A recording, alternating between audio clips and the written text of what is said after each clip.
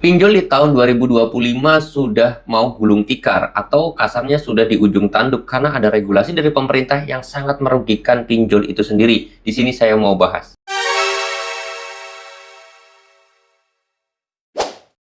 Assalamualaikum warahmatullahi wabarakatuh teman-teman semuanya. Pada kesempatan video kali ini saya ingin membahas tentang regulasi baru di tahun 2025 yang sangat besar sekali. Pinjol itu akan gulung tikar di tahun 2025 karena ya kasarnya sudah di ujung tanduk lah pinjol itu karena adanya regulasi dari pemerintah. Nah, di sini saya pengen bahas ya, apa aja sih regulasi dari pemerintah atau aturan baru dari pemerintah itu yang bakal bisa merugikan pinjol yang mengakibatkan pinjol nantinya itu bisa banyak yang tutup di tahun 2025. Oke, di sini saya mau bahas. Pertama, sebenarnya banyak banget aturannya, dan kalau kalian mau baca juga boleh aturan tersebut atau undang-undangnya nanti tahun 2025 itu, kalian tinggal DM aja ke Instagram saya, linknya sudah saya sediakan di deskripsi video ini, atau kalian cari aja di website OJK aturan pinjol terbaru tahun 2025, itu kalian boleh searching.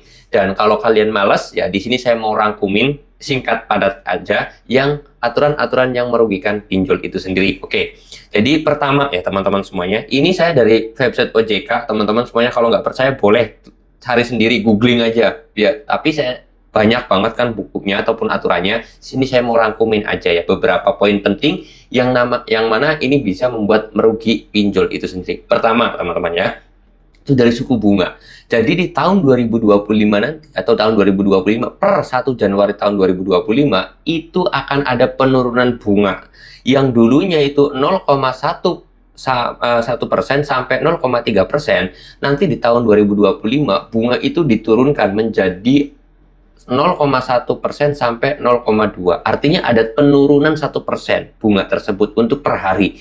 Jadi kalau tahun 2024 itu kan aturannya pinjol itu maksimal bunganya adalah 0,3%. Di tahun 2025 per 1 Januari itu sudah turun menjadi 0,2. Artinya ini merugi dong. Pinjol turun 1% kelihatannya. Tetapi kalau dilihat dari persentasenya itu turun hampir 33% kan.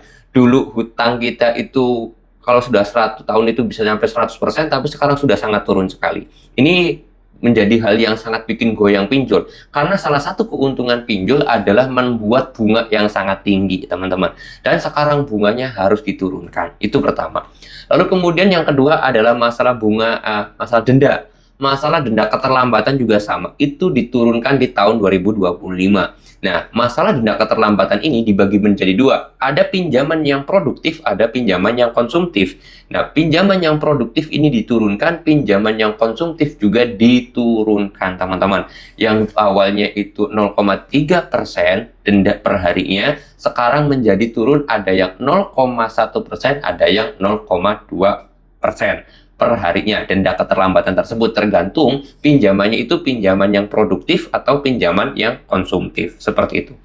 Artinya dari dua hal ini aja pinjol sebenarnya udah kewalahan. Pertama, bunganya itu diturunkan, yang kedua denda keterlambatannya pun diturunkan, sehingga pinjol itu nanti kewalahan. Yang biasanya kan dapat untung pinjol itu gede-gedean dari masalah bunga, masalah denda keterlambatan itu pasti besar banget, dan sekarang harus diturunkan karena ada aturan tahun 2025. Ini aja sebenarnya sudah bikin pinjol pusing. Karena kemarin itu sudah banyak banget viral, pinjol itu nggak setuju kalau bunga dan juga denda keterlambatan ini diturunkan. Minta agar pemerintah itu mengkaji ulang terhadap undang-undang tersebut. Tetapi di sini sudah pasti nggak bakal disetujui, teman-teman ya.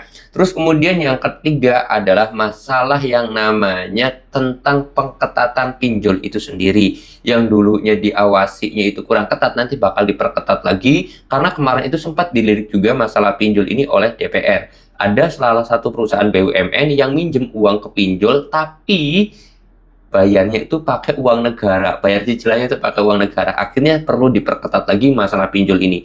Jadi ya tidak menutup kemungkinan kalau pinjol itu bakal banyak yang tutup atau bakal banyak yang diblokir karena banyak sekali pelanggaran-pelanggaran yang telah dilakukan oleh pinjol itu sendiri. Itu nomor 3. Lalu kemudian yang keempat adalah masalah asuransi ini. Nah, kalau masalah asuransi ini bisa berpotensial besar pinjol itu sebenarnya akan kolap. Karena OJK mewajibkan semua pinjol di tahun 2025 itu menggunakan pakai asuransi jiwa kredit. Jadi ketika banyak nasabah yang meninggal ataupun nasabah yang galbay, itu nanti pinjol kan akan berkolaborasi dengan asuransi. Dan tidak semua asuransi itu mau mengcovernya, akhirnya pinjol itu kewalahan mencari asuransi. Gitu teman-teman ya.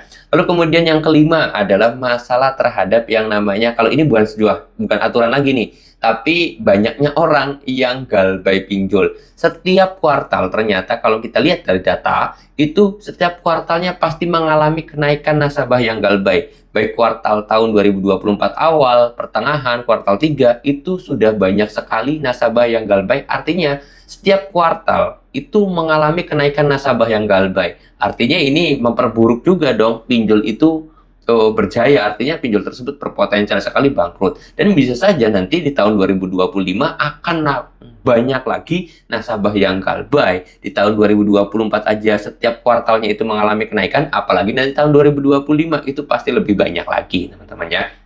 Tuh. Lalu kemudian yang keenam adalah masalah dari sindiran Pak Prabowo Subianto yang akan membasmi semua hal-hal yang merugikan masyarakat. Nah, salah satunya adalah pinjol ya. Karena kita sudah tahu ya, pinjol itu sering banget berdampingan dengan yang namanya judol. Ya, kenapa kok bisa sering banget berdampingan antara pinjol dan juga judol? Ya, karena dua hal ini salah satu hal yang sangat berpengaruh terhadap kerugian masyarakat atau membuat masyarakat itu miskin. Banyak orang-orang yang sudah minjem uang di pinjol itu bisa dikatakan 99% jadi miskin. Mohon maaf saya katakan. Tapi memang kenyataannya seperti itu loh ya.